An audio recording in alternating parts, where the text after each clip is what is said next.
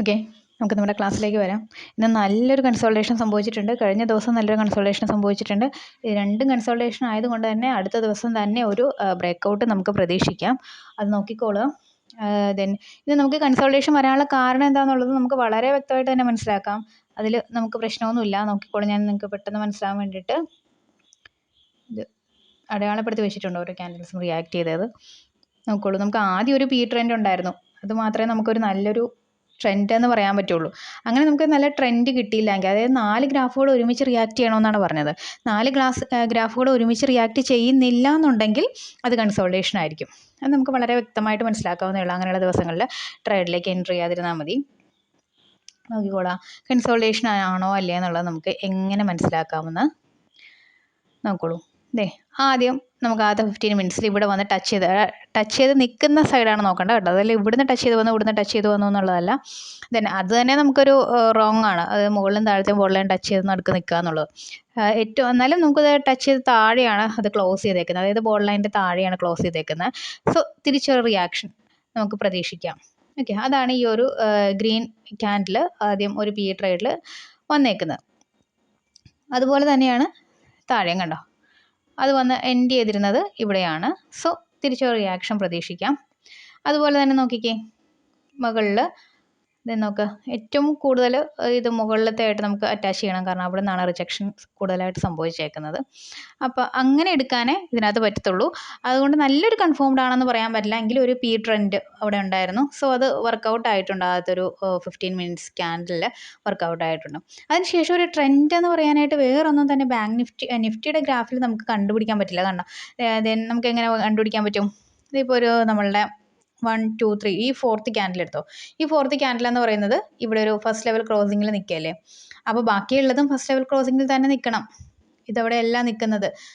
അല്ലെങ്കിൽ ബാക്കിയുള്ള 3 എണ്ണമെങ്കിലും നിൽക്കണം. നോക്കുക, ഇതവിടെ എല്ലാം നിൽക്കുന്നത്, ഇതും അവിടെ എല്ലാം നിൽക്കുന്നത്. സോ നോക്കുക, ഇത് എവിടെയാണ് ഓക്കെ, 2 എണ്ണം ഓക്കെയാണ്. പക്ഷെ 2 എണ്ണം ഓക്കെ അല്ല. നമുക്ക് 3 എണ്ണമെങ്കിലും ഓക്കെ ആകണം. അങ്ങനെയാണെങ്കിൽ മാത്രമേ ആ ഒരു ട്രെൻഡ് നമുക്ക് കൺഫേം ചെയ്യാൻ പറ്റത്തുള്ളൂ. 2 എണ്ണം സംഭവിച്ചാലും സംഭവിക്കുന്നുണ്ട്, പക്ഷെ അതിന് നമുക്ക് അത്രയ്ക്ക് മാച്ചാണെന്ന് പറയാൻ പറ്റാത്ത റിസ്ക് ആയിട്ടുള്ള ട്രേഡ് ആയിരിക്കും. ഇവിടുന്ന് ഞാൻ സി ട്രേഡൊന്നും എടുക്കരുതെന്ന് പറഞ്ഞിട്ടുണ്ട്. പക്ഷേ ഇവിടെ സി വർക്കൗട്ട് ആയിട്ടുണ്ട്. അത് 15 മിനിറ്റ്സ് ക്യാൻഡിൽ വർക്കൗട്ട് ആയിട്ടുണ്ട്. പക്ഷേ ഇത് നമുക്ക് കൺഫേംഡ് ആയിട്ട് എടുക്കാനായിട്ട് പറ്റുന്ന ഒരു ട്രെൻഡ് അല്ല. അത് നോക്കി, ഇത് ഫസ്റ്റ് ലെവൽ ക്രോസിങ്, ഇത് ഫസ്റ്റ് ലെവൽ ക്രോസിങ്. സോ ഇവിടുന്ന് ഒരു ക്യാൻഡിൽ റിജക്റ്റ് ചെയ്തും പോകാം, ഇവിടുന്ന് ഒരു ക്യാൻഡിൽ അപ്പ് ട്രെൻഡായിട്ടും പോകാം. പക്ഷെ അത് 3 ഗ്രാഫുകൾ നമ്മളെ എന്ത് ചെയ്യണം, നമുക്ക് ഓക്കെ പറഞ്ഞാൽ മാത്രമേ എടുക്കാൻ പറ്റുള്ളൂ. 3 എണ്ണം അല്ല, അതിനകത്ത് 2 എണ്ണേ ഓക്കെ പറയുന്നുണ്ടായിരുന്നുള്ളൂ. ഇനി അടുത്ത് നോക്കിയാൽ ബാങ്ക് നിഫ്റ്റി അനുസരിച്ച് നമുക്ക് 2-3 ചെറിയ ട്രെൻഡുകൾ ക്രിയേറ്റ് ചെയ്യപ്പെട്ടിട്ടുണ്ട്. ആദ്യത്തെ 15 മിനിറ്റ്സിൽ ഇതാ ഇവിടെ ടച്ച് ചെയ്ത് റിജക്റ്റ് ചെയ്യുന്നുണ്ട്. അതുപോലെ തന്നെയാണ് ഇവിടെ ടച്ച് ചെയ്ത് റിജക്റ്റ് ചെയ്യുന്നുണ്ട്. ദെൻ നമുക്ക് മുകളിൽ ടച്ച് ചെയ്ത് താഴത്തേക്ക് റിജക്റ്റ് ചെയ്യുന്നുണ്ട്. ഇവിടെയും താഴെ ടച്ച് ഇത് പറഞ്ഞാൽ ഓക്കെ അല്ല. ബാക്കി 3 എണ്ണം ഓക്കെയാണ്.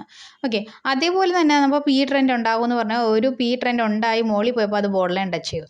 ഓക്കെ, ദെൻ ബാക്കിയുള്ള ഗ്രാഫുകളിൽ അത്ര ഓക്കെയൊന്നും അല്ല.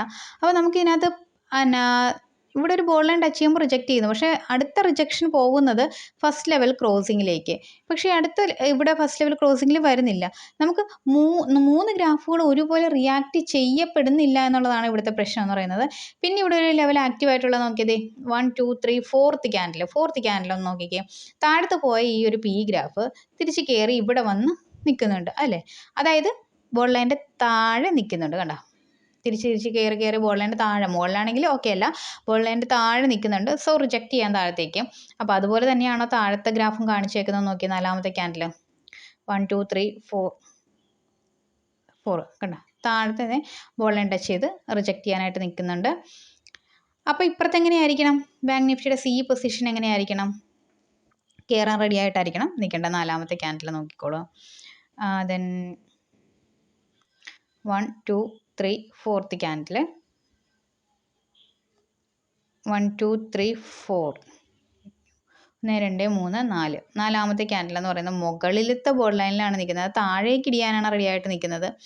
നമുക്ക് 1 2 3 4 5th ക്യാൻഡിലാണ് ഇവിടെ മുകളിലേക്ക് കയറാനായിട്ട് റെഡിയായി നിൽക്കുന്നത്.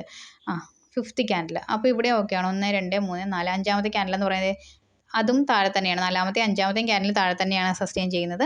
പക്ഷേ ഇവിടെ നമ്മൾ നാലാമത്തെ ക്യാൻഡിൽ താഴെ അല്ലായിരുന്നു സസ്റ്റെയിൻ ചെയ്തത്. കണ്ടോ? 3, 4 ഓക്കെ. ഇതും താഴെ തന്നെയാണ് സസ്റ്റെയിൻ ചെയ്യുന്നത്. അപ്പോൾ നാലാമത്തെ ക്യാൻഡിൽ നിങ്ങളൊന്ന് നോക്കിക്കുക. നാലാമത്തെ ക്യാൻഡിൽ ആയപ്പോഴത്തേക്കും നമുക്ക് ബാങ്ക് നിഫ്റ്റിയുടെ 2 സിയും ബിയും നോക്കാം. മന്ത്ലി സിയും ബി 2 നോക്കിക്കോ. ഒരെണ്ണം താഴത്തുനിന്ന് കയറി മുകളിലേക്ക് വന്നിട്ടുണ്ട്. അപ്പോൾ ഒരെണ്ണം മറ്റേത് എങ്ങനെയായിരിക്കണം? ഇത് ബോൾ ലൈനിന് മുകളിൽ പോയി ടച്ച് ചെയ്ത് താഴേക്കാണ് റിജക്റ്റ് ചെയ്യാൻ പോകുന്നത്. അപ്പോൾ ഇത് മുകളിലേക്ക് കയറാനുള്ള ട്രെൻഡ് ആയിരിക്കണം കാണിക്കേണ്ടത്. നാലാമത്തെ ക്യാൻഡിൽ നോക്കുക. 1, 2, 3, 4th ക്യാൻഡിൽ വന്ന് താഴേക്ക് ടച്ച് ചെയ്ത് കണ്ട അത് മുകളിലാണ് നിൽക്കുന്നത്. ബോൾ ലൈനിൻ്റെ മുകളിലാണ് നിൽക്കുന്നത്. അപ്പോൾ ഇത് തിരിച്ച് റിയാക്ഷൻ കൊടുക്കുക എന്നുള്ളതാണ്. അതുപോലെ ആയിരിക്കണം അടുത്ത 2 ഗ്രാഫും ഉണ്ടല്ലോ, അതിൽ ഒരെണ്ണമെങ്കിലും അങ്ങനെ തന്നെ റിയാക്ട് ചെയ്യണം. 1, 2, 3 നാലാമത്തെ ഇത് താഴത്തേക്ക് പോയിട്ടുണ്ട്. പക്ഷേ ഇതെങ്കിലും അങ്ങനെ ചെയ്യുന്നുണ്ടോ നോക്കാം. 3, 4 കണ്ടോ? ഇത് കയറി ബോൾ ലൈൻ ടച്ച് ചെയ്യുന്നുണ്ട്, താഴേക്ക് റിജക്റ്റ് ചെയ്യാനുള്ള ഓക്കെ പറയുന്നുണ്ട്. അപ്പോൾ അങ്ങനെ നമുക്ക് 3 ഗ്രാഫുകൾ ഓക്കെ ആയിരുന്നു. അതുകൊണ്ടാണ് ഈ ഒരു റിയാക്ഷൻ സംഭവിച്ചത്. കണ്ട 2 പി അതായത് താഴേക്ക് പോന്നിട്ടുണ്ട്. കണ്ട P2 ക്യാൻഡിൽ ഇടിഞ്ഞിട്ടുണ്ട്. അതിനുള്ള കാരണം ഇതാണ്. ഒരുമിച്ച് വന്നിട്ടുണ്ട്. ഈ ഒരു നാലാമത്തെ ക്യാൻഡിൽ ഒരുമിച്ച് C2 ക്യാൻഡിലും 2 ഗ്രാഫുകൾ ഇടിയുമെന്ന് കാണിച്ചിട്ടുണ്ട്. പിയുടെ ഒരു ഗ്രാഫെങ്കിലും കയറുമെന്ന് കാണിച്ചിട്ടുണ്ട്. സോ അതാണ് 2 ക്യാൻഡിൽസ് കയറാനായിട്ടുള്ള സാഹചര്യം. അതും കഴിഞ്ഞ് അടുത്ത ഗ്രാഫ് നോക്കിയേ. 1, 2, 3, 4, 5, 6, 7 7ാമത്തെ ക്യാൻഡിലായപ്പോൾ ഇത് ചെന്ന് ബോൾ ലൈൻ ടച്ച് ചെയ്യുന്നുണ്ട്. അതുപോലെ തന്നെ 7ാമത്തെ ക്യാൻഡിലായപ്പോൾ അടുത്തതും ചെന്ന് ബോൾ ലൈൻ ടച്ച് ചെയ്തു. അപ്പോൾ 7ാമത്തെ ക്യാൻഡിലായപ്പോൾ ഇതിന് എന്ത് സംഭവിച്ചു? 7 നോക്ക്, ബോൾ ലൈൻ ടച്ച് ചെയ്തു. കണ്ടോ? ബോൾ ലൈൻ അല്ലേ, ഇവിടെയല്ല. ഇത് നോക്കുക. 7ാമത്തെ ക്യാൻഡിൽ 1, 2, 3, 4, 5, 6, 7 ബോൾ ലൈൻ ടച്ച് ചെയ്തു. കണ്ടോ? ഇത് നോക്കിക്കേ, രണ്ടും ഇടിയും എന്നാണ് കാണിച്ചേക്കുന്നത്. അതാണ് അവിടെ ഒരു കൺസോൾട്ടേഷൻ, നല്ലൊരു പ്യുവർ കൺസോൾട്ടേഷൻ ഉണ്ടായിരിക്കുന്നതിന് കാരണം നോക്കിക്കൊള്ളുക. 7ാമത്തെ ക്യാൻഡിൽ തൊട്ടാണ് പ്രശ്നം വന്നത്.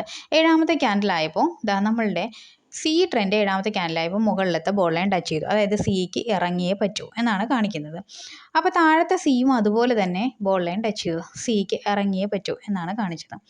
ഈ 7ാമത്തെ ക്യാൻഡിലായപ്പോൾ നമ്മളുടെ പിയുടെ ട്രെൻഡും അത് തന്നെ കയറി ബോൾ ലൈൻ ടച്ച് ചെയ്തു. അപ്പോൾ അവർക്കും ഇറങ്ങണം. ഓക്കെ, മുകളിലത്തെ പി അങ്ങനെ തന്നെയാണ്, കയറി ബോൾ ലൈൻ ടച്ച് ചെയ്ത് പിക്കും ഇറങ്ങണം. സിക്കും പിക്കും ഒരേപോലെ ഇറങ്ങണമെന്ന് പറഞ്ഞു കഴിഞ്ഞാൽ നടക്കില്ല അല്ലേ? അപ്പോൾ അവിടെ എന്ത് ചെയ്യും? കൺസോൾട്ടേഷൻ ഫോം ആകും. അതാണ് ഇത്രയും വലിയൊരു കൺസോൾട്ടേഷൻ സംഭവിക്കാനായിട്ടുള്ള കാരണമായിട്ട് ഇവിടെ നമ്മൾ കാണുന്നത്. ഒരേപോലെ വരാൻ പാടില്ല. സി ഇടിയാനാണ് കാണിക്കുന്നതെങ്കിൽ പി കയറാൻ കാണിക്കണം. പക്ഷേ ഇത് രണ്ടും ഒരേപോലെ കയറാൻ കാണിക്കുകയോ രണ്ടും ഒരേപോലെ ഇറങ്ങാനാണ് ട്രെൻഡ് കാണിക്കുന്നതെങ്കിൽ അവിടെ അത് വർക്കൗട്ട് ആകില്ല. അത് കൺസോൾട്ടേറ്റ് ചെയ്തുകൊണ്ടേ ഇരിക്കും. അങ്ങനെയാണ് കൺസോൾട്ടേഷൻ ആണോ ഇല്ലയോ എന്നുള്ളത് നമ്മൾ കണ്ടെത്തേണ്ടത്. പിന്നെ ഒരു ട്രെൻഡ് ഫോം ആയത് ലാസ്റ്റ് ടൈമിനാണ്. ഒരു 3-4 ആയപ്പോഴത്തേക്കും മുകളിൽ ചെന്ന് ബോൾ ലൈൻ ടച്ച് ചെയ്യുന്നുണ്ട് അല്ലേ? എന്താണത്? പിയുടെ ഗ്രാഫാണ്. മുകളിൽ ചെന്ന് ബോൾ ലൈൻ ടച്ച് ചെയ്തു. താഴത്തെ പിയുടെ ഗ്രാഫും അത് തന്നെ ബോൾ ലൈൻ ടച്ച് ചെയ്തു. അത് മുകളിലത്തെ ബോൾ ലൈൻ തന്നെ ടച്ച് ചെയ്യണമെന്നില്ല, any ball line, 2 ball line ഉണ്ടല്ലോ, അതിലും ടച്ച് ചെയ്ത് റിജക്റ്റ് ചെയ്തേക്കാണ്.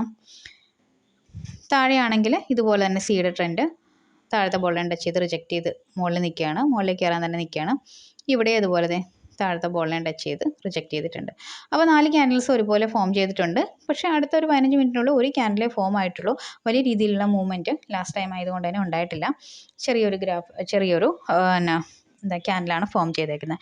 അപ്പോൾ കൺസോൾട്ടേഷൻ ആണോ അല്ലയോ എന്ന് നമുക്ക് തിരിച്ചറിയാനായിട്ടുള്ള ഒരു മെത്തേഡ് എന്ന് പറയുന്നത്, നമ്മുടെ സിയും പിയും ഒരേപോലെ റിയാക്ട് ചെയ്യുമ്പോൾ സിയുടെ ഒരു ക്യാൻഡിൽ പറയുന്നു എനിക്ക് ഇറങ്ങണം, അപ്പോൾ പിയുടെ അതേ ക്യാൻഡിൽ തന്നെ പറയുന്നു എനിക്കും ഇറങ്ങണം.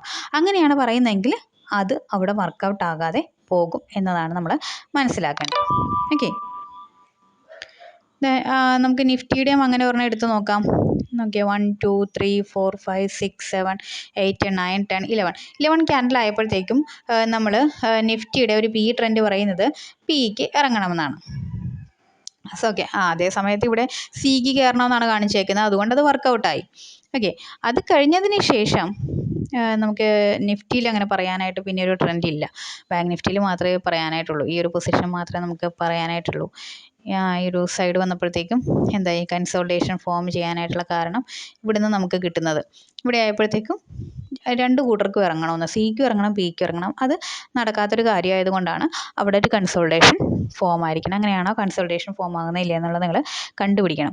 ഓക്കെ, ആകെ ഇവിടെ ഒരു ഉണ്ടായിരുന്നത് ഈ ഒരു ട്രെൻഡ് മാത്രമാണ്. അത് നമുക്ക് അത്ര കൺഫേംഡ് ട്രെൻഡ് ആണെന്ന് പറയാൻ പറ്റില്ല, കാരണം ഇത് ബോർഡ് ലൈൻ ടച്ച് ചെയ്ത് റിജക്ട് ചെയ്ത് പോകുന്നതുകൊണ്ടാണ് ഇവിടെ ആകെ ഒരു പി ട്രെൻഡ്, ഈ ഒരു ഗ്രീൻ ലൈൻ ഉണ്ടായത്.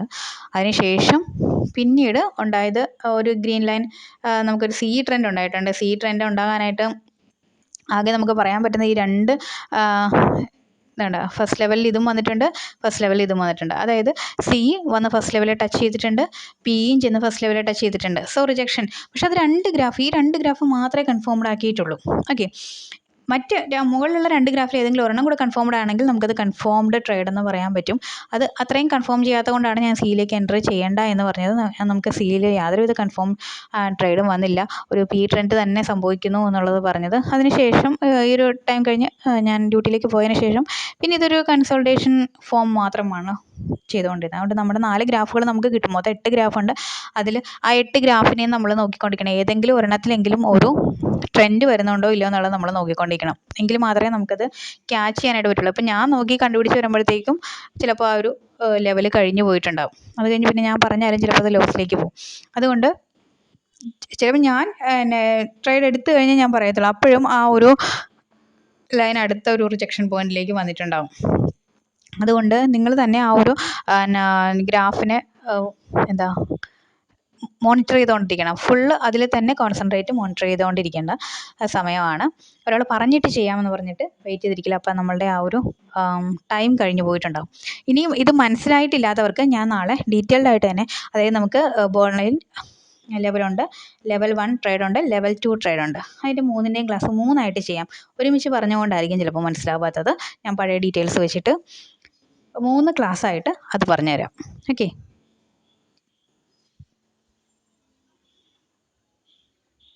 അപ്പോൾ നമ്മൾ താഴെ നമ്മളുടെ ഫ്രീ വാട്സാപ്പ് ഗ്രൂപ്പിൻ്റെ ലിങ്ക് കൊടുത്തിട്ടുണ്ട്. അതിലേക്ക് ജോയിൻ ചെയ്യുക. ഇൻഡെക്സ് ലെവൽസ് ഫ്രീ ആയിട്ട് കിട്ടും. പിന്നെ സ്ട്രൈക്ക് ലെവൽസും വേണമെന്നുണ്ടെങ്കിൽ മാത്രം പെയ്ഡ് ഗ്രൂപ്പാണ്. അതിലേക്ക് വേണമെന്നുണ്ടെങ്കിൽ നമ്മളെ സെപ്പറേറ്റ് കോൺടാക്റ്റ് ചെയ്യണം. ഓക്കെ.